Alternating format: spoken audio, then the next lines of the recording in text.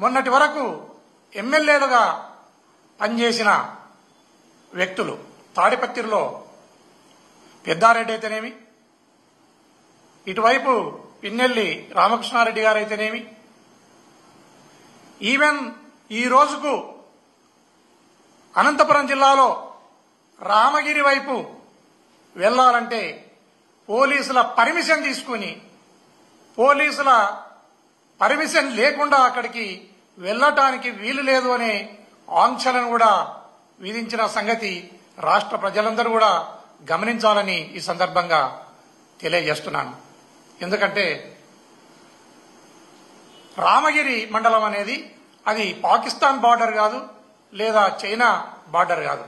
అక్కడికి వెళ్లాలంటే ఖచ్చితంగా పోలీసు వారు అడ్డుకుంటున్నారు. అక్కడికి పోవటానికి పర్మిషన్ తీసుకోవాలి, మేము పర్మిషన్ ఇస్తేనే మీరు వెళ్ళాలి. ఏమి అంటే అక్కడ పరిటాల కుటుంబం నుంచి మీ ప్రాణాలకు హాని ఉంటది అనే మాటను మాట్లాడుతున్నారు పోలీస్ వ్యవస్థ. ఇంతటి దయనీయమైన పరిస్థితి ఎప్పుడు కూడా ఈ రాష్ట్రంలో లేదు. అదే కాకుండా మనం ఈ రాష్ట్రంలో పల్నాడు ప్రాంతంలో గమనిస్తే బుల్డోజర్లతో పోలీసుల సమక్షంలోనే ఇండ్లను, మిద్దెలను కూల్చిన ఘటనలను కూడా మనం గుర్తు చేసుకోవాలి. ఈ మధ్యకాలంలోనే హరికెర అనే గ్రామంలో కర్నూలు జిల్లాలో పట్టపగులు దారుణాతి దారుణంగా వైఎస్ఆర్ కాంగ్రెస్ పార్టీ ప్రభుత్వ హయాంలో ఒక చిన్న ఉద్యోగిగా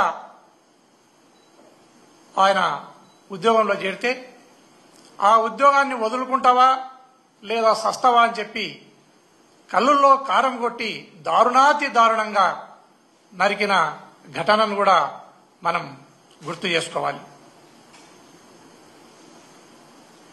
ఇకపోతే రాష్ట్రంలో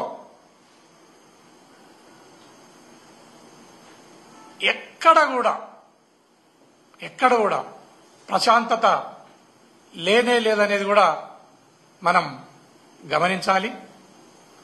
ఈ రాష్ట్రంలో ఇలాంటి పరిస్థితులు ఉన్నప్పుడు శాంతి భద్రతలు ఎక్కడైతే ఫెయిల్ అవుతాయో, శాంతి భద్రతలు ఎక్కడైతే కుంటుపడతాయో అక్కడ అభివృద్ధి కూడా ఆగిపోతుంది.